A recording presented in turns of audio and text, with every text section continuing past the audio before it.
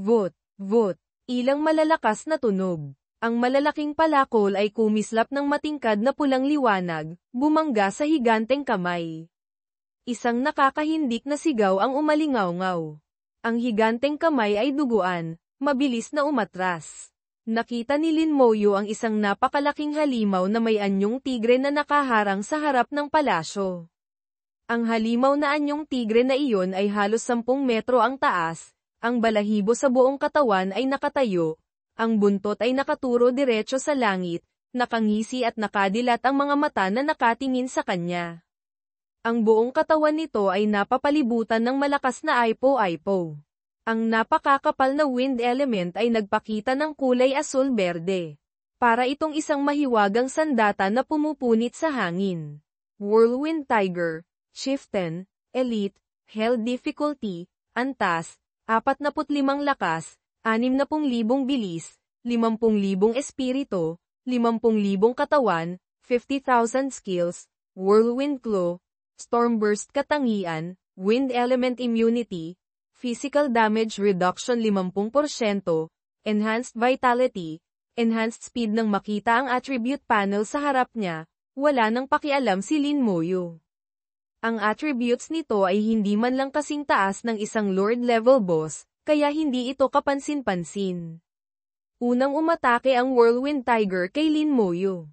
Sumugod ito patungo kay Lin Moyo sa nakakagulat na bilis. Ang Enhanced Speed Trait, kasama ang dati ng mataas na agility at wind element, ay nagpabilis sa kanya sa sukdulan.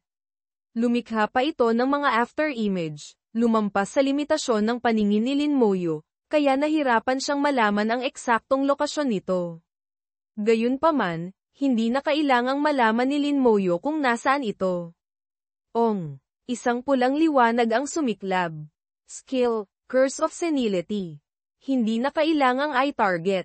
Ang sakop, pagkatapos tumaas sa 5,000 metro, dahil sa comprehensive enhancement, ay sapat na para masakop ang buong palasyo, maging ang buong kapatagan sa himpapawid na ito. Agad bumagal ang Whirlwind Tiger, naapektuhan ng pagbaba ng bilis ng ilang 10 beses, 50x. Napakabilis, ang mga kilos nito ay naging mabagal. Sa itaas ng ulo nito, agad lumitaw ang isang espada na kasing pula ng dugo. Sa hawakan ng espada ay may nakakabit na isang kadena, visual effect ng Curse of Senility. Ang dalawang uri ng sumpa, slow dagdag damage, ay pinagsama sa isa. Isang segundo pagkatapos, sabay na kumilos ang mga Skeleton Mage at Skeleton Archer. Tumanggap ang Whirlwind Tiger ng 4,000, dapat 200, beses ng Elemental Barrage sa isang iglap, kasama pa ang 4,000, dapat 200, beses na atake mula sa mga Skeleton Archer. Huling humiyaw sa sakit ang Whirlwind Tiger bago bumagsak sa lupa. Isang kagalang-galang na chieftain ng isang level 45 Hell Difficulty Dungeon, direktang napatumba sa isang iglap. Huminga ng malalim si Lin Moyo. Bagaman inaasahan niya ito, hindi pa rin niya maiwasang makaramdam ng kaunting pagkabigla. Hindi naman sa hindi pa siya nakakapatay ng boss sa isang iglap dati. Gayunpaman, noon, kailangan niyang gamitin ang skill na Army Buff para magawa ito. Sa bagay, ang Army Buff ay hindi niya sariling class skill. Malay natin, isang araw ay mawala ito. Mula pa sa simula, hindi kailanman nagkaroon ng intensyon si Lin Moyo na umasa dito. Kung maaari, ayaw niya itong gamitin.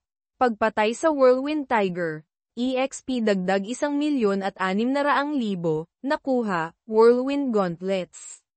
Nakuha, Whirlwind Fragment, Whirlwind Gauntlets, Weapon, Platinum Tier, lahat ng attributes dagdag 1,000, nagpapataas ng skills ng Fistmaster type ng 60%. Whirlwind Fragment, 5 Whirlwind Fragment ay maaaring bumuo ng isang Whirlwind Crystal. Isang napaka-ordinaryong Platinum Tier weapon. Walang skill boost. Ito ay nasa pinakamababang uri ng Platinum Tier. Tiningnan lang ito ni Lin Moyo ng mabilis at itinapon sa storage space. Pagkamatay ng Whirlwind Tiger, hindi agad pumasok si Lin Moyo sa palasyo. Naghanap muna siya sa paligid. Mula sa karanasan niya sa Water God Courtyard Dungeon dati, alam niyang kung hindi siya magiging maingat, malaki ang posibilidad na may makaligtaan siyang ilang bagay. Naghanap siya sa paligid sandali. Mukhang wala namang ibang bagay.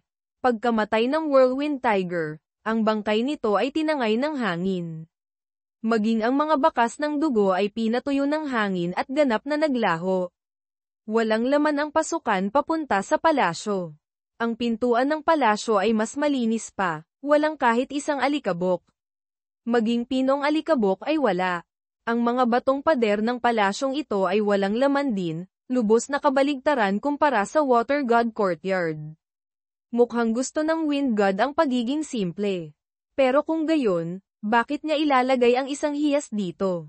Sa tuktok ng palasyo, may nakalagay na isang maliit at mahirap makitang hiyas. Naglalabas ito ng mahinang liwanag, bumubuo ng isang mahalagang bahagi ng pader ng bulwagan na gawa sa asol na bato. Kung hindi titingnan ng mabuti, hindi ito mapapansin. Matalas ang mga mata ni Lin Moyo, kaya napansin pa rin niya ito. Kinuha ng isang skeleton warrior ang hiyas. Whirlwind Gem, permanenteng binabawasan ng 50% ang pinsala mula sa wind element. May pagkakataong makakuha ng isang wind-type skill. Gaya ng inaasahan, ngumiti ang gilid ng kanyang labi. Bahagya niyang ginalaw ang spirit power, inactivate ang whirlwind gem na ito. Isang umuugong na hangin ang dumating, walang tigil na umiikot sa paligid ni Lin Moyo. Ang tanging naririnig niya sa tainga ay ang ugong ng hangin. Pagkalipas ng 1 minuto, tumigil ang Aipo-Aipo. Hindi siya nakakuha ng skill, tanging ang immunity sa wind element ang tumaas. Nasa inaasahan na rin ito. Napakababa ng tsansang makakuha ng skill. Ang makakuha siya ng 2 skills mula sa Poison Gem at Light Gem ay napakalaking swerte na. Pagpasok sa malaking pintuan ng palasyo, nakita niyang napakalawak ng loob nito, ngunit napakasimple rin ng ayos. Ang sahig ng bulwagan ay gawa sa asol na bato, araw-araw na hinahanginan, napakinis na parang salamin. Maging si Lin Moyo, paglakad niya rito, ay nakaramdam na madudulas siya. Sa dulo ng bulwagan ay may isang napakahabang pasilyo. Ang pasilyo na iyon ay patungo sa isa pang palasyo, mas marainggel pa. Ang ganitong karangyan ay purong lawak, simple at payak. Walang masyadong dekorasyon, ngunit nagbibigay ito ng pakiramdam ng pambihirang presensya. Bigla, isang napakalaking Aipo-Aipo ang lumabas mula sa pasilyo, sinusubukang tanggayin si Lin Moyo.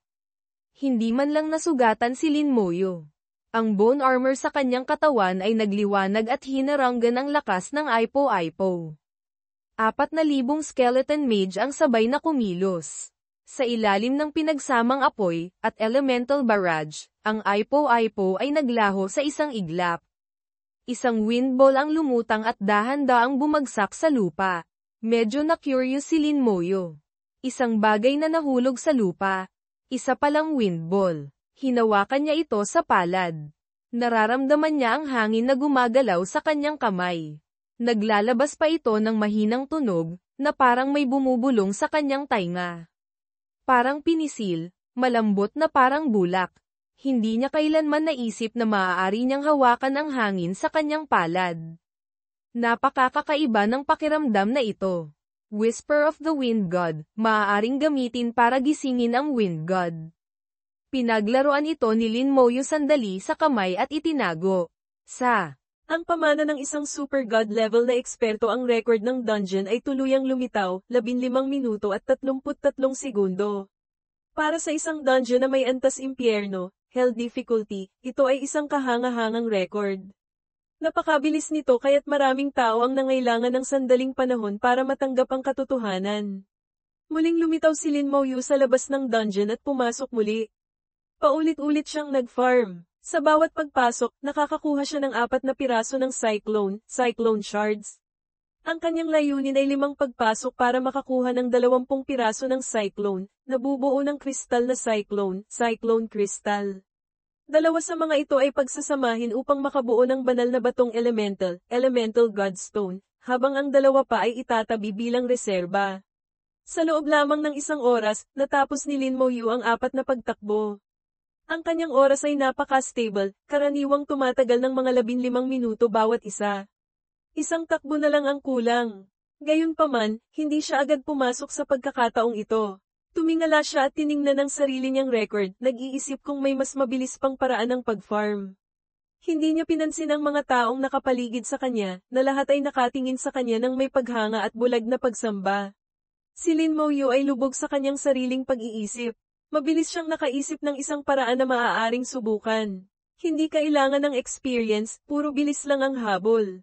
Siguro pwede itong subukan? Sa simula pa lang, wala namang kahirapan ng pag-farm sa dungeon na ito, at hindi rin gaanong kalaki ang experience na nakukuha rito. Kung maaari, nais ni Lin Moyu na direktang patayin agad ang boss ng dungeon. Kailangan lang niyang makuha ang mga piraso ng cyclone. Nagsimula siyang magkaroon ng ideya na habulin ang pinakamataas na layunin, ang pinakamabilis na oras. Muling pumasok sa dungeon. Lumitaw ang legion ng mga patay, Undead Legion. Nagsimula ang orasan. Nagpasya si Lin Moyu na tumalon sa likod ng isang kalansay na mandirigma, Skeleton Warrior. Matapos palakasin ng skill, humarurot ito sa pinakamataas na bilis patungo sa lagusan ng hangin, Wind Tunnel. Sa daan, hindi ito umiwas o lumihis, at hindi rin pumatay ng mga halimaw. Tanging layunin nito ay sumugod pasulong. Hinabol ito ng mga diwata ng hangin, Wind Sprites, sa buong daan, ngunit gaano man nila subukan, hindi nila maabyutan ng kalansay na mandirigma. Mas mabilis pa ang kalansay na mandirigma kaysa kay Lin Moyu. Sa loob lamang ng mahigit 1 minuto, nakatakbo na ito ng 20 kilometro. Tanaw na ang lagusan ng hangin sa malayo, pati na rin ang ilang mga walang kwentang halimaw na nagbabantay sa pasukan. Itinuro ni Lin Moyu ang kanyang daliri. Skill, sumpa ng panghihina, Curse of Weakening, Aging. Agad bumagal ang mga diwata ng hangin na nagbabantay sa pasukan. Hindi na nila mapipigilan pa ang kalansay na mandirigma. Dala-dala si Lin Moyu, dumiretso ang kalansay na mandirigma papasok sa lagusan ng hangin. Sa sandaling ito, ang oras mula nang pumasok sa dungeon ay eksaktong 2 minuto. Tumapak sa daanan ng hangin, lumipad pataas. Matapos lumipad ng mga 2 minuto, sa wakas ay nakarating siya sa kapatagan sa himpapawid, Skyplane. Hindi huminto ang kalansay na mandirigma, tumakbo ito na parang baliw sa buong daan. Isang pulang ilaw ang kumislap. Sumpa ng panghihina, bumalat sa buong kapatagan sa himpapawid. Ang bilis ng lahat ng espiritu ng cyclone spirits, sa loob ay bumagal. Agad sumunod ang pagsabog ng isa pang berdeng bola ng liwanag, kasunod ang makamandag na pagsabog, Virulent Poison Explosion, Skill, Poison Explosion. Matapos ang pangalawang job change, ang Toxic Star Pill at Curse of Hemorrhage ay nagsaanib upang bumuo ng bagong skill na ito. Lumawak ang sakop nito sa 100 metro, katumbas ng sumpa ng panghihina. Pareho silang sumabog sa iisang punto, at pareho rin ang sakop. Halos 1,000 halimaw sa kapatagan sa himpapawid ang sabay-sabay na nalason. Ang kapatagan sa himpapawid na dating asul ay nabahira ng kulay berde. Lahat ng espiritu ng cyclone dito ay nagliwanag ng berde. Tumatanggap sila ng pinsalang katumbas ng 20,000 puntos ng lakas bawat segundo sa loob ng 5,000 segundo. Alam ni Lin Moyu na hindi sila aabot ng 5,000 segundo, malamang kahit 100 segundo ay lampas na sa kanilang limitasyon. Ang kalansay na mandirigma ay patuloy sa mabilis na pagtakbo, kaya't ang mga espiritu ng cyclone na naapektuhan na ng sumpa ay hindi na ito maabyutan. Halos kalahating minuto ang lumipas, tumalon na ang kalansay na mandirigma sa unang lumulutang na bato, floating platform. Dala si Lin Moyu, sunod-sunod itong tumalon. Sa isang iglap, narating na nila ang plataporma sa labas ng palasyo. Hindi na hinintay na makapag-react ang tigre ng Cyclone Tiger, isang malaking bilang ng legion ng mga patay ang lumitaw at direktang umatake.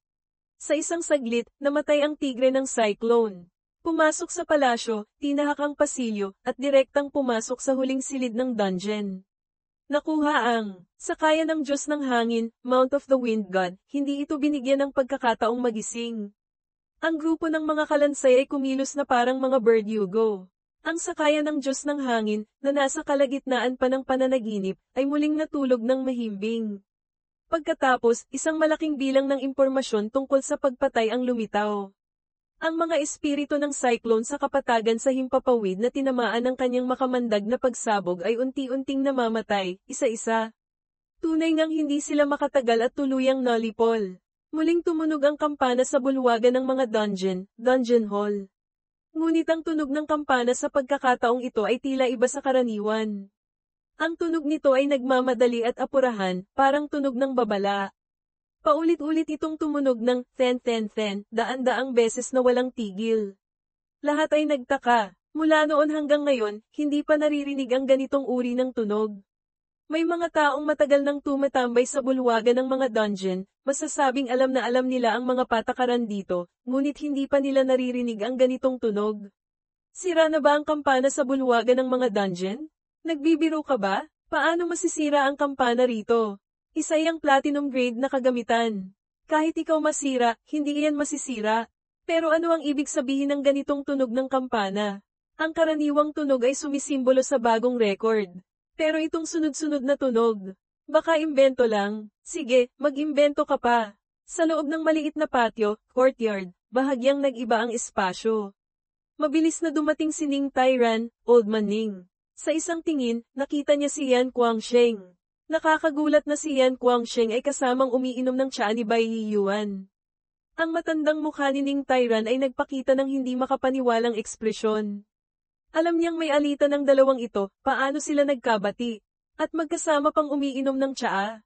Mabuti na nga lang at hindi sila nagsuntukan pagkikita nila. Matandang Ning, bakit napadaan ka rito? Nakangiting tanong ni Bai Yuan. Tumango rin si Yan Guangsheng kay Ning Tairan.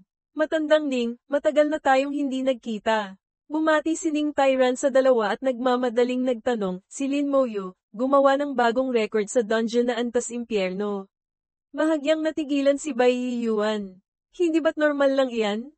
Hindi naman ito ang unang beses na nakabasag ng record si Xiao Yu, Little Yu affectionate term. Medyo hindi natural ang ekspresyon sa mukha ni Ning Tairan. Iba ito ngayon. Natatandaan niyo pa ba yung 600 taon na ang nakalipas? Yung mula sa Xia Jing Academy, Hakin Hokfu. Nag-isip sandali si Bai Yuan, ngunit hindi niya agad maalala.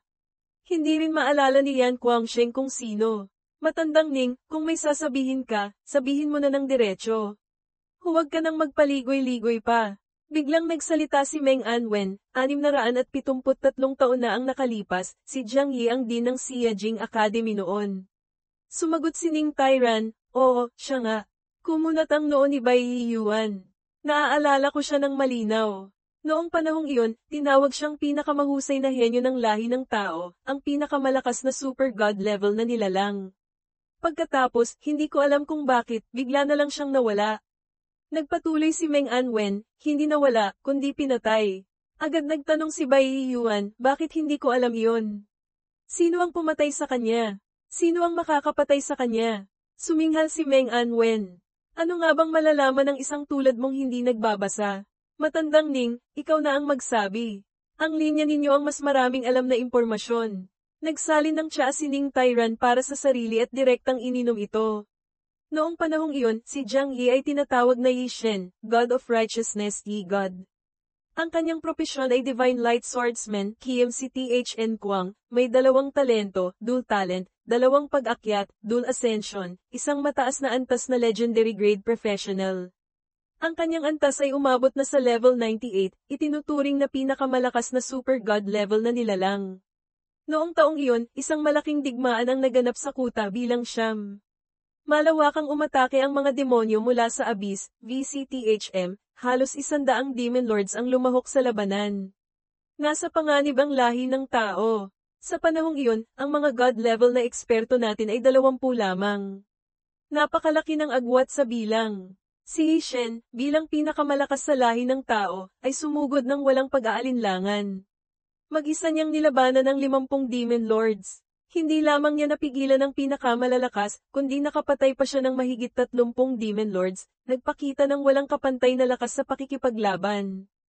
Ang labanang iyon ang naglatag ng pundasyon para sa lahi ng tao sa sumunod na mahigit 600 taon. Dinugtungan ni Meng Anwen si Ning Tairan, ang labanang iyon ay tinawag na labanan ng pundasyon. Si Yi Shen ay nabuwal din sa taong iyon. Labis ang paggalang ni Yan Guangsheng. Bakit hindi natin narinig ang tungkol sa kanyang mga nagawa? Sumagot si Meng Anwen, hiniling ni Yi Shen. Namatay siya ngunit ayaw niyang malaman ng mundo, lalo na ng mga Demon Lord ng Abyss. Hanggat iniisip ng mga demonyo ng Abyss na buhay pa siya, hindi sila kikilos ng padalos-dalos. Nagbigay ito ng mas maraming oras para sa lahi ng tao.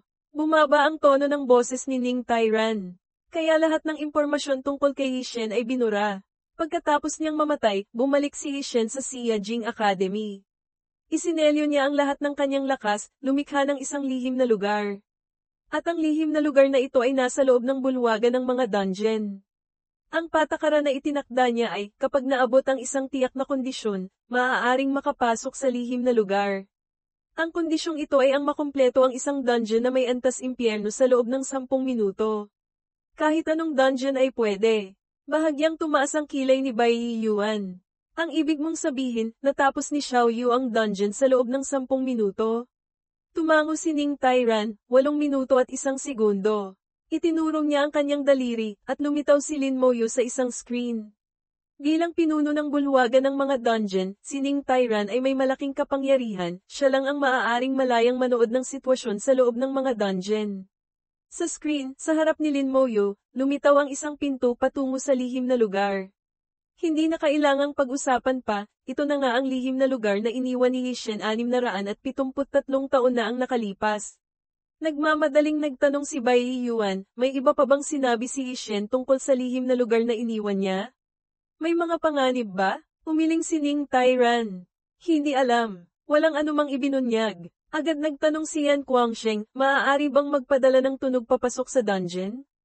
Nais niyang paalalahanan si Lin Moyo. Tumango si Ning Tairan. Maaari. Sa loob ng dungeon, medyo nalilito si Lin Moyo. Bakit may pasukan papunta sa lihim na lugar dito? Katatapos ko lang ng dungeon, bakit biglang may lumitaw na pinto papunta sa lihim na lugar sa harap ko? Alam niyang posibleng may dungeon sa loob ng lihim na lugar, ngunit hanggang ngayon, hindi pa niya narinig na may lihim na lugar na lilito sa loob ng isang dungeon. Ang nangyayari sa harap niya ay salungat sa kanyang nalalaman. Mula sa pasukan ng lihim na lugar, naramdaman ni Lin Moyo ang isang marangal at medyo pamilyar na aura, ang aura ng isang god-level na eksperto ng lahi ng tao. Ang mga taong tulad ni Yan Guangsheng at Bai Yuan ay mayroon ding ganitong aura. Patunay ito na ang biglang lumitaw na lihim na lugar na ito ay may kaugnayan sa isang god-level na eksperto ng lahi ng tao. Xiao Yu, naririnig mo ba ko? Dumating sa kanyang tainga ang boses ni Bai Yuan. Opo, sagot ni Lin Moyo. Nagpatuloy ang boses ni Bai Yuan. Isinalaysay niya ang lahat ng bagay na may kinalaman kay Yi Shen. Alam ni Lin Moyo ang pangalang Jiang Yi. Isa itong figure na nabuhay ilang daang taon na ang nakalipas at isa rin sa mga god-level na eksperto. Gayunpaman, hindi niya alam ang mga detalye tungkol kay Jiang Yi. Nakita lamang niya ang pangalan nito sa kasaysayan ng mga kilalang tao noon. Hindi niya inaasahan na si Jiang Yi pala ang pinakamalakas noong panahong iyon, halos isang super god level na nilalang. Anong klasing lakas sa pakikipaglaban iyon? Kaya pala ito ang lihim na lugar na iniwan ng ganoong klasing tao. Hindi nakapagtataka na nararamdaman niya ang pamilyar na aura mula rito. Xiao Yu, wala pang sino mang nakakapasok sa lihim na lugar na ito.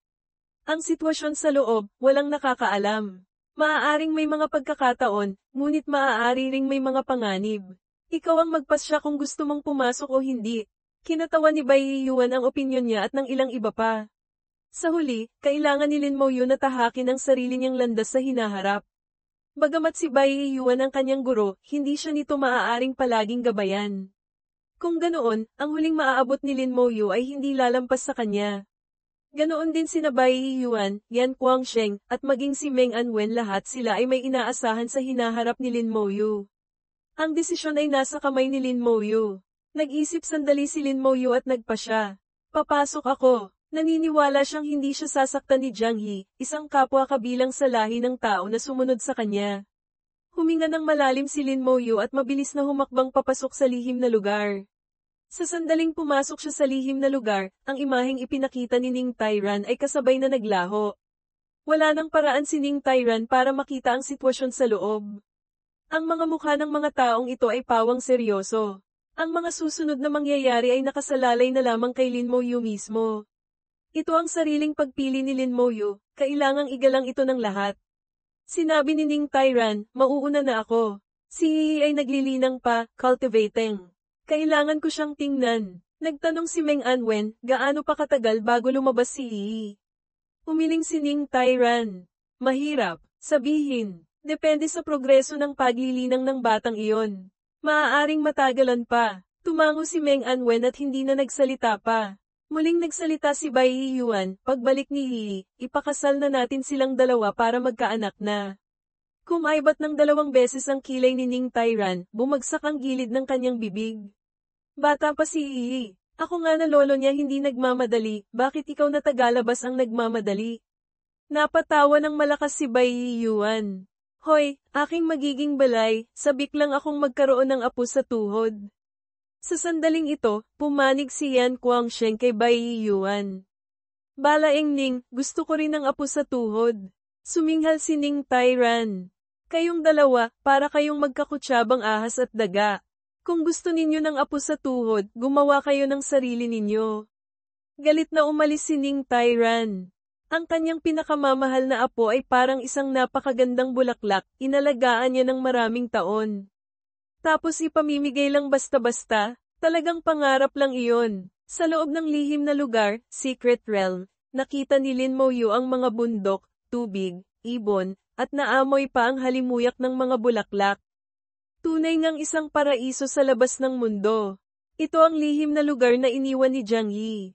Si Jiang Yi ay tinatawag na Yi Shen, God of Righteousness, kaya automatikong tinawag ito ni Lin Moyu na lihim na lugar ni Yi Shen Secret Realm. Ang tanawin sa loob ng lihim na lugar ni Yi Shen ay halos kamukhang kamukha ng mundo sa labas. Kung hindi pagmamasdang mabuti, mahirap makita ang pagkakaiba. Nararamdaman ni Lin Moyu ang aura ng isang God-level na eksperto mula sa mga bundok at daloy ng tubig dito. Masasabing ang buong lihim na lugar ay nababalot ng aura ng isang God-level na eksperto. Ayon sa sinabi ng kanyang guro, Bai Yuan, matapos mabuwal si Yi Shen, ginamit niya ang lahat ng kanyang natitirang lakas upang likhain ang lihim na lugar na ito. Isang level 98 na eksperto, na may lakas na mahirap isipin, ay nakalikha ng isang lihim na lugar tunay na hindi ka panipaniwala. Sa paanan ni Lin Moyu ay may isang maliit na batis na paliko-likong dumadaloy papalayo. Hinawakan ni Lin Moyu ang tubig sa loob ng batis. Tunay ngang elemento ng tubig, water element. Ang dumadaloy sa maliit na batis na ito ay hindi totoong tubig, kundi purong elemento ng tubig. Gayon din ang damo sa ilalim ng kanyang mga paa, ang lupa, ang kalangitan, ang matatayog na bundok, at mga puno lahat ay gawa sa mga elemento. Kaya pala pwedeng gamitin ang mga elemento ng ganito. Para kay Lin Moyu, sapat na ang nakita niya. Hindi lamang mga elemento, kundi lahat ng bagay sa lihim na lugar, tulad ng mga puno, ay nagbibigay kay Lin Moyu ng pakiramdam ng buhay na sigla. Pamilyar na pamilyar si Lin Moyu sa ganitong pakiramdam, ito ay lakas ng kaluluwa, soul power. Bukod sa mga elemento, ang lihim na lugar ay puno rin ng lakas ng kaluluwa. Bahagyang nagulat si Lin Moyu. Buhay pa rin si Yi Shen? Kahit patay na ang katawan, ang kaluluwa at kalooban ay nananatili. Nakakatakot talaga ang mga God-level na eksperto. Matapos maglakad ng ilang sandali, isang maliit na landas ang lumitaw sa kanyang harapan. Ang landas ay patungo sa isang nayon. Sa nayon, may ilang dosenang bahay na kalat-kalat. Mula sa malayo, tila may usok pa mula sa lutuan, na parang may mga taong naninirahan sa loob. Naglakad si Lin Moyu patungo roon. Sa sandaling tumapak siya sa maliit na landas, bigla siyang mabilis na umatras. Isang mahabang espada ang lumipad mula sa kung saan at tumusok sa lugar kung saan siya nakatayo kanina. Napakatalas ng mahabang espada, hiniwan nito ang lupa na parang tofu. Ang talam ay tuluyang bumaon sa lupa, tanging ang puluhan lamang ang naiwan sa labas. Isang batang lalaki ang lumitaw sa tabi ng espada. Yumuko ito, hinawakan ng puluhan, at binunot ang mahabang espada. Ang mahabang espada ay mukhang ordinaryo, ngunit ang nangyari kanina ay nagbigay ng pag-iingat kay Lin Moyu. Pag-isipan mong mabuti, patayin mo ako, o papatayin kita. Hindi na nagsalita pa ng walang kabuluhan ang batang lalaki. Itinaas niya ang mahabang espada at itinutok ito diretso kay Lin Moyu. Tumingin si Lin Moyu sa kanyang dalawang maasahang katulong, mga pulsuhan niya. Nakita niya ang dalawang pares ng bituing singsing, star rings, na lumitaw sa bawat pulso ng kalaban. Ang pagkakaroon ng bituing singsing ay nangangahulugang isa siyang legendary grade professional. Isang divine swordsman. 4 na bituing singsing ang nagpapatunay na ang antas ng kalaban ay nasa pagitan ng 40 at 49, agad niyang ginamit ang sining ng pagmamanman, scouting technique, probe, ngunit kahit ito ay walang nakuhang anumang impormasyon at tuluyang nawala ng bisa. Lalong naging maingat si Lin Moyu. Ang biglang sumulpot na kalaban na ito ay hindi pangkaraniwan. Itinutok ng batang lalaki ang espada kay Lin Moyu. Walang silbi ang scouting technique mo. Isa akong level 39 Divine Swordsman. Pag-isipan mong mabuti, patayin mo ako, o papatayin kita at mananatili ka rito magpakailanman. Siya na mismo ang nagsabi ng kanyang impormasyon. Tunay ngang isang Divine Swordsman. Gayunpaman, nakaramdam ng pagtataka si Lin Moyu. Hindi ba't kung level 39 Divine Swordsman siya, dapat 3 bituing singsing lang ang lumitaw?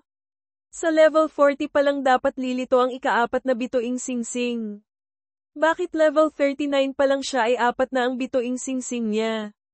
Kakaiba talaga. Malinaw na hindi sasagutin ng kalaban ang kanyang tanong. Kung ganoon, patayin na lang. Natanto ni Lin Moyu na ang kalaban ay hindi totoong tao. Kung gayon, hindi na kailangang maging magalang pa. Skill, sumpa ng panghihina, curse of weakening, aging. Itinurong niya ang kanyang daliri. Pula at nagniningning na liwanag ang pumuno sa paligid. Isang pulang-pulang espada na may dalang mga tani-kala ang agad lumitaw sa itaas ng ulo ng kalaban. Isang bituing singsing sa kamay ng Divine Swordsman ang tuluyang sumabog. Umungol ang mahabang espada, at ang buong katawan nito ay naglabas ng nakasisilaw na sword chi sa isang iglap. Ang sumpa ay nadoraj at piniga ng sword chi. Kasabay nito, sumugod na siya patungo kay Lin Moyu. Ang mga hakbang niya ay hindi maintindihan ni Lin Moyu, napakabilis nito na naging mga anino na lamang. Hindi alam ni Lin Moyu ang mga attribute nito, ngunit kung purong bilis lang ang pag-uusapan, inaamin niyang hindi siya makakapantay. Ngunit hindi ito mahalaga. Ang apoy ng kaluluwa, soul flame, ay hindi kailangang makita ng malinaw ang kalaban. Mula pa lang sa simula ng laban, kontrolado na ni Lin Moyu ang kalaban. Isang nagliliyab na apoy ang nasa kanyang palad. Matapos ang pangalawang job change, ito ang unang beses na ginamit ni Lin Moyu ang apoy ng kaluluwa. Ang level 40 soul flame ay naglalabas ng matingkad na gintong liwanag, parang isang bituin, at napakaganda. Ngunit ang apoy ay nagpapakita ng mapanirang aura. Ang kanyang talento ay pinarami ng 50 beses, at ang kanyang spirit attribute ay tumaas din ng halos 5 beses. Hindi alam ni Lin Moyu kung gaano nakalakas ang kanyang apoy ng kaluluwa. Kung gagamitin niya ang buong lakas ng kanyang dating apoy ng kaluluwa, halos mapapatamba niya ang isang kaparehong antas na professional sa isang iglap. Sa sandaling lumitaw ang apoy ng kaluluwa, nagbago ang kalmadong ekspresyon ng Divine Swordsman. May takot sa kanyang mukha, sinabi niya, skill sa pag-atake ng kaluluwa, soul attack skill. Sa sumunod na segundo, isang bulaklak ng apoy ang damapo sa kanyang noo. Isang nakakapangilabot na sigaw ang umalingaw-ngaw. Napasigaw sa sakit ang Divine Swordsman, natamba at nagpakita ang tunay na anyo. Ang sakit mula sa apoy ng kaluluwa ay mahirap tiisin. Mas mataas ang antas, mas matindi ang sakit. Choang! Isang malakas na tunog ang umalingaw-ngaw ng isa pang bituing singsing ang sumabog. Nakabawi siya sa isang iglap. Kasabay nito, isang bugso ng sword chi ang tumama diretso kay Lin Moyu. Bahagyang kumislap ang kanyang baluti ng buto, bone armor, hinaharangan ng atake ng sword chi. Patuloy pa ring nagliliyab ang apoy ng kaluluwa sa kamay ni Lin Moyu. Takot ang mababakas sa mukha ng Divine Swordsman. Isa na namang bituing singsing ang sumabog. Sa isang iglap, sumabog ang sword chi at nagsalubong, bumuo ng isang makapal na lambat. Skill, latian ng espadang chi, sword chi swamp, quagmire. Ang sword chi ay parang latian, kapag nahulog ka rito, napakahirap gumalaw. Ang skill na ito ay pangmalayo ang atake at may kasama ring mga atake at kontrol, napaka-epektibo. Ang makapal na sword chi ay tumama sa baluti ng buto, paulit-ulit na naglalabas ng tunog na, ding-ding-trang. Kinailangan ni Lin Moyo na tiisin ang ilang dosenang atake ng sword chi bawat segundo, mataas talaga ang dalas nito. Ang tanging kahinaan nito ay unti-unting humihina ang lakas ng atake, kaya hindi nito kayang sirain ang baluti ng buto. Bukod pa rito, ang latian ng espadang chi ay walang epekto sa kontrol kay Lin Moyo, dahil parehong passive skills ang baluti ng buto at ang kanyang immunity status, na parehong lumalaban sa control effect ng latian ng espadang chi. Hindi naapektuhan si Lin Moyo, at muling bumagsak ang apoy ng kaluluwa. Isang nakakapangilabot na sigaw na naman ang narinig. Kitang-kita ang panghihina ng aura ng Divine Swordsman. Ang huling bituing singsing ay sumabog din. Krang! Ang mahabang espada sa kanyang kamay na nakatutok kay Lin Moyo ay tumalsik din. Sa isang iglap, naramdaman ni Lin Moyo na parang nakalok sa kanya. Isang malakas na sword chi ang bumagsak mula sa itaas, tuluyang bumalot kay Lin Moyo. Maging ang lupa ay nabiyak, nag-iwan ng malaking siwang. Skill, hati sa lupa, earth cleave, slash. Bahagyang ngumiti ang Divine Swordsman. Ito ang pinakamalakas niyang skill sa pag-atake. Kumpiyansa siyang walang sino man sa mga kaparehong antas na professional ang makakaharang dito. Kahit na hindi mamatay si Lin Moyo, siguradong malubha ang matatamo niyang pinsala. Tinitigan niyang mabuti ang sword chi. Pagkatapos, sa gitna ng tabing ng sword chi, nakita niya ang isang kumikislap na apoy. Biglang nagbago ang kanyang mukha. Ang kanyang katawan ay tuluyang nanigas, lamambat, at bumagsak sa lupa. Ang ikatlong apoy ng kaluluwa ay tuluyang naglaho sa pagitan ng kanyang mga kilay, at namatay siya gaya ng inaasahan. Naglaho ang sword chi. Kasabay nito, naglaho rin ang katawan ng Divine Swordsman at ang mahabang espada. Mukhang nalagpasan na ang unang pagsubok. Nagpatuloy si Lin Moyo sa paglalakad patungo. Sanayon sa unahan. Talagang kailangang sabihin na ang huling skill ng bituing singsing kanina ay medyo malakas. Katumbas ito ng isang atake mula sa Crimson Moon Demon. Isang level 40 Divine Swordsman na makakagawa ng ataking katumbas ng isang level 55 Lord level na demonyo, patunay ito na talagang nakakatakot ang lakas ng atake ng propsyong ito. May ilang malabong ideya sa isip ni Lin Moyo. Hinihinuha niya kung ano ang layunin ni Yishen sa paggawa nito. Ito ang lihim na lugar ni Yishen, siya ang may-ari ng lugar na ito. Natural lamang na lahat ng bagay dito ay nasa ilalim ng kanyang kontrol. Habang nag-iisip, isang tao ang biglang lumitaw sa kanyang paningin. Pamilyar pa rin ang anyo, pareho ang kasuutan, maging ang mahabang espada ay parehong-pareho. Hindi lang iyon, maging ang aura at tindig ay walang pinagkaiba. Ang tanging kaibahan ay may dagdag na pares ng bituing singsing sa kanyang palso. 5 pares ng bituing singsing. Itinaas din ng swordsman ang kanyang espada at itinutok kay Lin Moyo, parehong-pareho ang postura. Level 49 Holy Light Swordsman. Pag-isipan mong mabuti, patayin mo ako, o papatayin kita at mananatili ka rito magpakailanman. Maging ang linya ay pareho pa rin. Ang Holy Light Swordsman ay ang pinahusay na bersyon ng Divine Swordsman matapos ma-activate ang Jie Shenghua, Job Ascension, Sublimation, sa pangalawang job change. Mas malakas ang mga attribute, mas malakas ang mga skill, at mas marami pang bituing singsing. Para sa Divine Swordsman, bawat 10 antas ay nagdaragdag ng isang bituing singsing. Para sa Holy Light Swordsman, bawat 10 antas ay maaaring magdagdag ng 2 bituing singsing. Ang mga bituing singsing sa palso ng swordsman ay ang kanilang mga skill. Bukod sa mga pangunahing sword chi attack, ilang malalakas na skill ang kailangang gamitin sa pamamagitan ng mga bituing singsing. Ang mga bituing singsing ay may iba't ibang kakayahan, maaaring alisin ang mga sumpa, pagalingin ang mga sugat, at mapabuti ang estado. Matapos magpakilala, kusa siyang sumugod patungo kay Lin Moyo, mas mabilis pa kaysa sa nauna. Halos lumitaw siya sa harap ni Lin Moyo sa isang iglap. Sword chi ang bumuo ng isang lambat. Itinaas ni Lin Moyu ang kanyang kamay, ginamit pa rin ang sumpa ng panghihina. Isang bituing singsing ng kalaban ang sumabog. Ang naglipa ng sword chi ay dinurog ang sumpa, at sa loob ng isang tiyak na panahon, hindi na siya maaapektuhan ng sumpa. Tumama ang sword chi sa labas ng baluti ng buto na nagpakislap dito. Mas malakas ang atake kaysa kanina. Sumunod din si Lin Moyu. Sa sitwasyong one-on-one, ang apoy ng kaluluwa pa rin ang pinakamahusay na skill sa pakikipaglaban. Automatikong naglalak, hindi kailangang asintahin. Matapos maglock, kahit ipikit ni Lin Moyu ang kanyang mga mata, tatamaan pa rin niya ng eksakto ang target. Nang sisindihan pa lang ang apoy ng kaluluwa, biglang nawala ang target na nakalock sa harap ni Lin Moyu. Isang bituing singsing ang sumabog. 100 magkakamukhang Holy Light Swordsmen ang lumitaw sa harap niya. Pinalibutan nila si Lin Moyu ng mahigpit. Ang aura ng bawat isa ay parehong-pareho, mahirap makilala ang totoo sa peke. Sabay-sabay silang umatake kay Lin Moyu. Sa isang iglap, naglipa na ang sword chi na parang agos ng tubig. Pero gusto mong makipagparamihan sa akin. Habang iniisip niya ito, umugang ang malakas na hangin.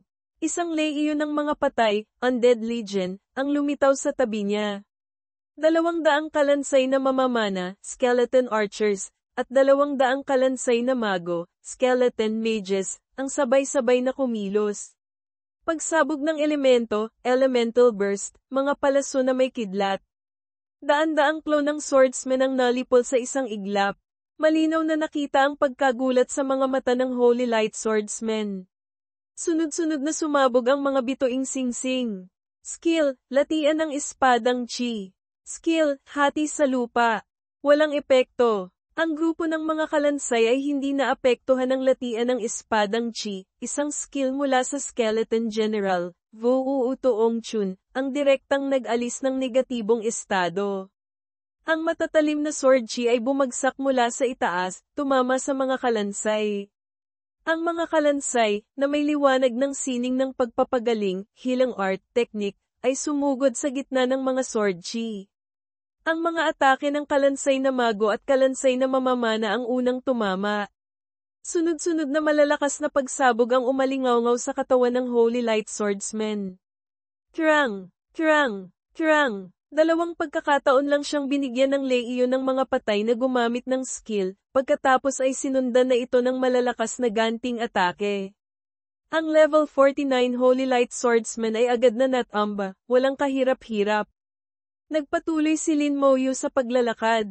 Sa pagkakataong ito, tinamad na siyang bawiin ang legion ng mga patay. Habang gumagalaw, ang mga kalansay ay patuloy na naglalabas ng tunog na kalampag, na tila naging isang hindi angkop na saliw sa lihim na lugar na ito. Ngunit hindi ito pinansin ni Lin Moyu, ang tunog na ito ay nagbibigay pa nga sa kanya ng kapanatagan. Siguradong meron pa. Habang nag-iisip, isang anino ang lumitaw sa kanyang paningin. Walang pinagkaiba ang anyo, malamang pati ang sasabihin ay pareho pa rin. Maliban sa may dagdag na pares ng bituing singsing sa kanyang palso. 4 na pares ng bituing singsing. Siguradong ang antas niya ay umabot na sa level 59. Hindi na nagsalita ng walang kabuluhan si Lin Moyu. Basta't hindi ka lalampas sa level 70, walang dapat ikatakot. At kahit pa mas mataas siya sa level 70, kailangan pa ring subukan bago malaman. Hindi naman ito ang unang beses na nakapatumba siya ng mas mataas sa level 70. Maging ang clone ng isang Demon Lord, Ma Vuong, ay napatay na niya noon. Habang iniisip niya ito, kumilos na ang grupo ng mga kalansay. Kahit may ilang daang metrong pagitan pa, sabay-sabay na kumilos ang mga kalansay na mago, Skeleton Mages, at kalansay na mamamana, Skeleton Archers. Ang katawan ng Holy Light Swordsman na nasa malayo ay agad na naglabas ng maningning na liwanag. Sa loob ng liwanag na iyon, nakita ni Lin Moyu na bumagsak ito sa lupa. 200 kalansay na mago at 200 kalansay na mamamana isang sabay-sabay na atake ang direktang nagpatamba sa kanya. Mabilis at malinis, walang-walang kabuluhang kilos, hindi na nagsalita, kumilos agad. Ito ang estilo ni Lin Moyu. Papalapit na ng papalapit ang distansya sa nayon. Narating na ni Lin Moyu ang pasukan ng nayon. Mula rito, malinaw nang makikita ang mga istruktura sa loob ng nayon. Tulad ng hinala ni Lin Moyu, ang mga bahay sa nayon ay gawa rin sa iba't ibang elemento. May usok mula sa lutuan na umaakyat mula sa nayon, ngunit walang makitang tao. May isa pang swordsman na nakatayo sa pasukan ng nayon, binabantayan ang daan papasok. Tiningnan ng mga bituing singsing sa kanyang kamay, 5 pares, 10 bituing singsing. Siguradong level 69 na ito. Walang dalawang salita, kumilos na ang lehiyon ng mga patay, Undead Legion. Isang malakas na pagsabog ang umalingaw-ngaw. Muling nagsagawa ng sabay-sabay na atake ang mga kalansay na mago at kalansay na mamamana. Ang kanilang mga atake ay pawang may binding effect, hindi maiiwasan. Sa pagkakataong ito, halatang handa na ang swordsman. Sa sandaling bumagsak ang mga atake, 3 bituing singsing sa kanyang pulso ang sabay-sabay na sumabog. 1,000 magkakamukhang clone, Fan-Ten, ang agad na lumitaw. Sinalo nila ang mga atake ng kalansay na mago at kalansay na mamamana, ngunit iilan lamang sa mga clone ang nalipol. Pagkalitaw pa lang ng mga clone na ito, agad silang umatake kay Lin Moyu. Alam ni Lin Moyu na siguradong kasama roon ang tunay na katawan nito, ngunit napakahirap makilala. Habang iniisip ni Lin Moyu, malayang pag-atake, free attack. Sunod-sunod na malalakas na pagsabog ang umalingaw-ngaw sa 4 na sulok. Bumagsak ang mga palasong may kidlat. Malaking bilang ng mga clone ang mabilis na napatay, kaya't walang clone na makalapit kay Lin Moyu. Bigla, sa isa sa mga clone, isang matinding sword chi ang lumabas. Nahati ang sword chi mula isa naging 2. Isang bugso ng sword chi ang pumailan lang, habang ang isa pang bugso ay bumalat sa katawan, lumilikha ng isang baluti ng sword chi armor. Ang pumailan lang sa langit ay bumagsak na parang bulalakaw. Umugang ang malakas na tunog. Napakalakas ng atakeng ito. Lahat ng kalansay ay tumalsik, maging ang Skeleton General, Wu Tuong Chun, ay hindi nakaligtas. Ang dala ng atake ay hindi knockback effect, kundi higit sa lahat, ang epekto ng absolutong lakas. Ang isang level 69 swordsman ay mas malakas ang attribute kaysa noong nasa level 59 pa lamang. Lumawak din ang sakop ng lakas ng atake. Hindi sinamantala ng swordsman ang pagkakataong ito para atakihin si Lin Moyu, kundi lumitaw sa harap ng Skeleton General. Sumabog ang bituing singsing. Sumabog ang sword chi, naglabas ng malawak na pulang liwanag. Tinamaan ng mahabang espada ang Skeleton General. Sa isang iglap, parang na-pressure point ang Skeleton General, hindi makagalaw ang buong katawan. Lahat ng skill nito ay agad ding nasil.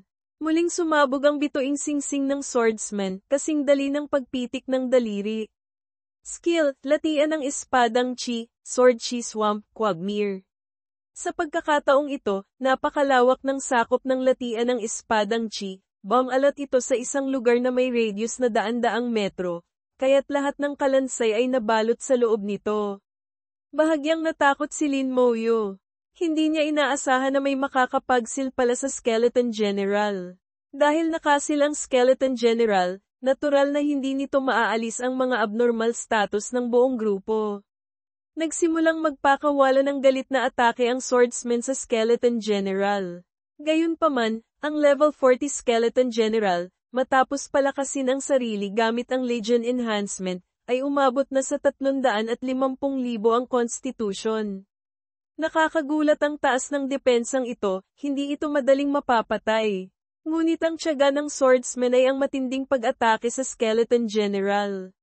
Muling nagliyab ang apoy ng kaluluwa, Soul Flame, sa kamay ni Lin Moyu, ngunit natuklasan niyang hindi pa rin niya malak ang target tulad ng dati. Hindi pa patay ang clone ng kalaban. Kung ganoon, habang iniisip niya, 2 sangay pa ng lehiyon ng mga patay ang biglang lumitaw. Sumigaw ang swordsman, lumingon at sumugod patungo kay Lin Moyu. Ang huling bituing singsing ay sumabog. Ang swordsman at ang mahabang espada ay naging isa, dala ang nakakatakot na sword chi, tumusok patungo kay Lin Moyu. Kasing bilis ng kidlat, sa isang iglap ay tumama ito kay Lin Moyu. Kumislap ang baluti ng buto, bone armor, naglabas ng tunog na kumakaskes. Kalmado pa ring nakatayo si Lin Moyo, hindi umiwas. Mayroon siyang baluti ng buto, damage transfer, at komprehensibong lifelink. Maliban kung ito ay isang god-level na eksperto o isang demon lord na ganoon ang antas, walang sino man ang makakapatay sa kanya sa isang atake. Nakatagal ang baluti ng buto ng 1 segundo bago mabasag. Nagpatuloy ang mahabang espada sa pagtusok kay Lin Moyo, ngunit ang dulo ng espada ay bahagya lamang palm unit sa damit, hindi ito makakasakit sa kanya.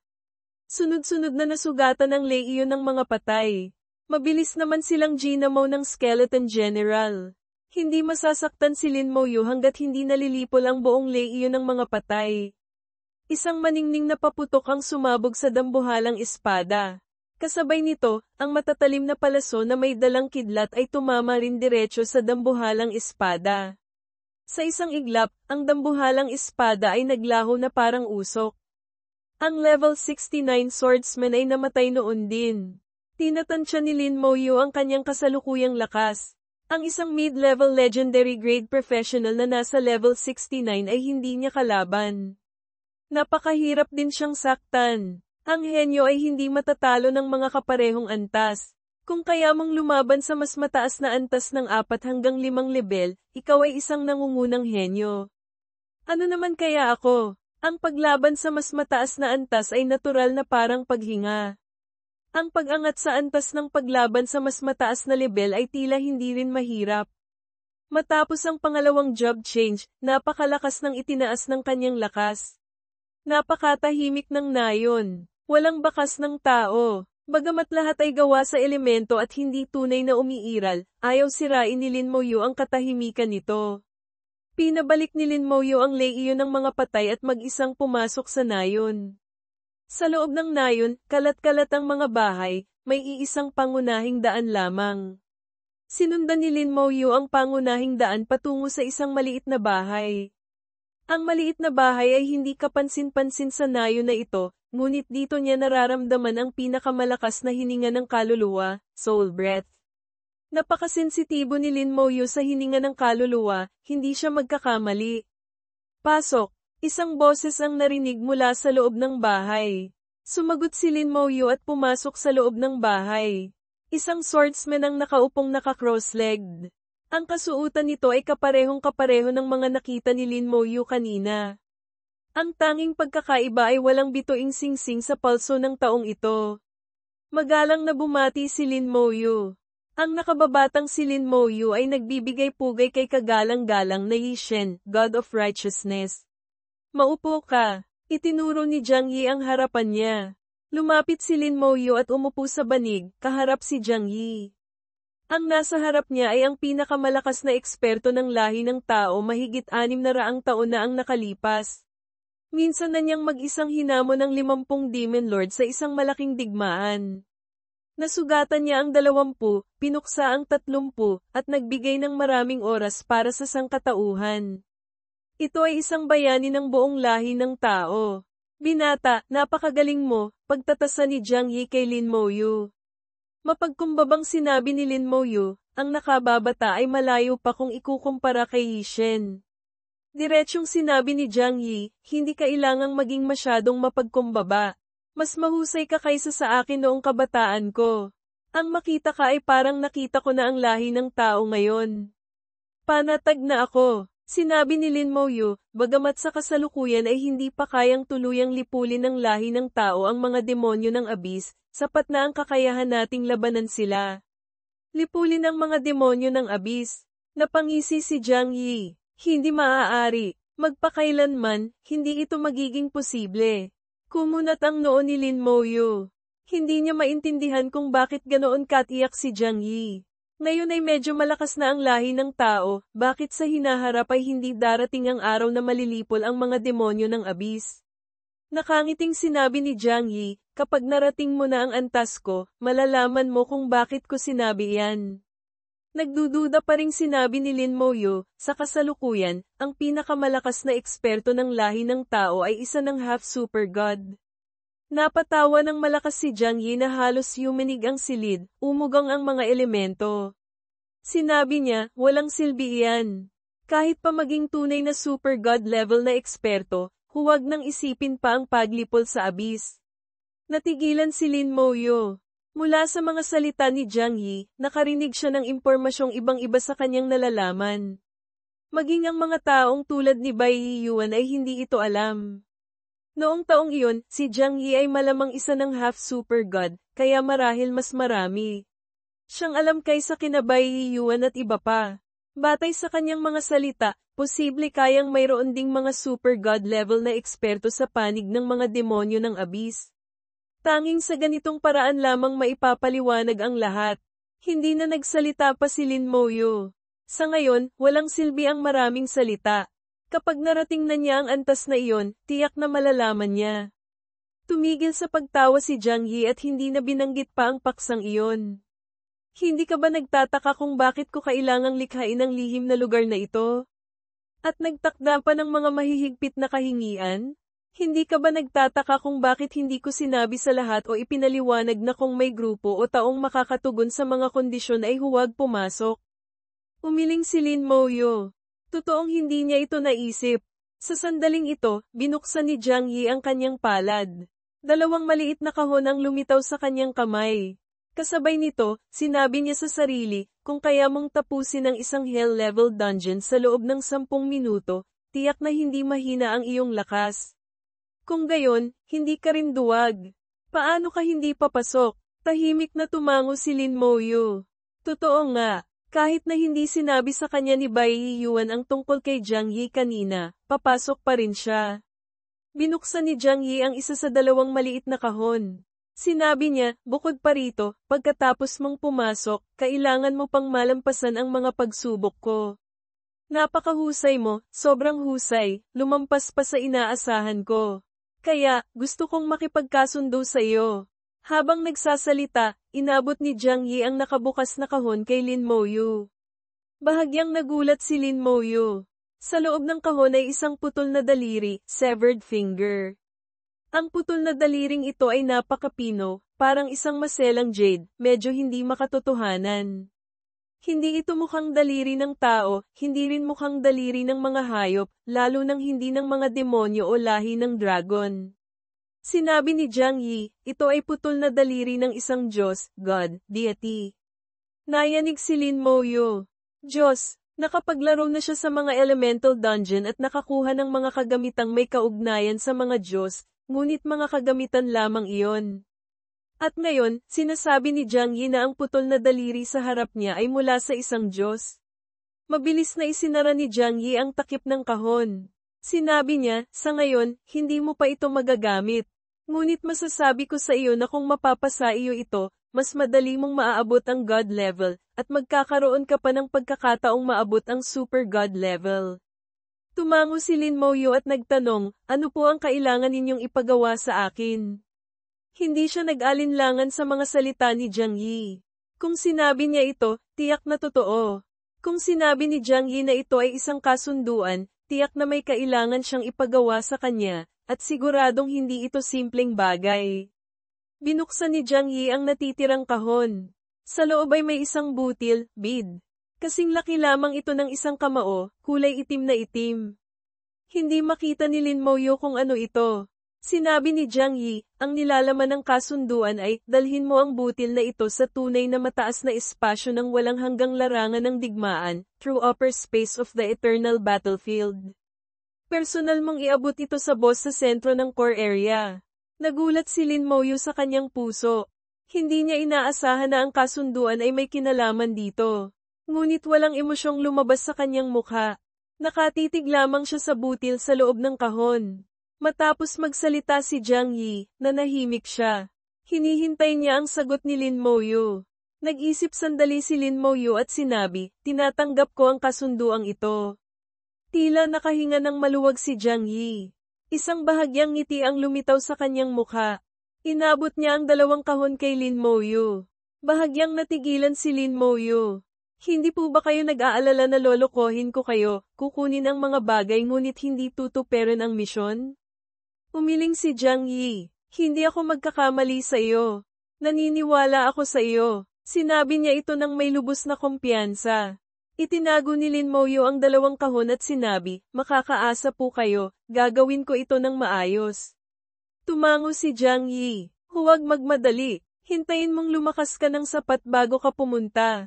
Hindi madaling makapasok sa core area. Nakapaghintay na ako ng mahigit 600 taon, hindi ko naiindahin ang maghintay pa ng ilang taon. May kaunting pagtataka sa puso ni Lin Moyo. Nagtanong siya, bakit hindi po kayo humingi ng tulong sa mga God-level na eksperto? Umiling si Jiang Yi, wala silang sapat na kwalifikasyon para makipag-usap dito. Kung pupunta sila roon, mag-aalay lang sila ng buhay. Ikaw ay iba, marahil, may kwalifikasyon kang makipag-usap dito.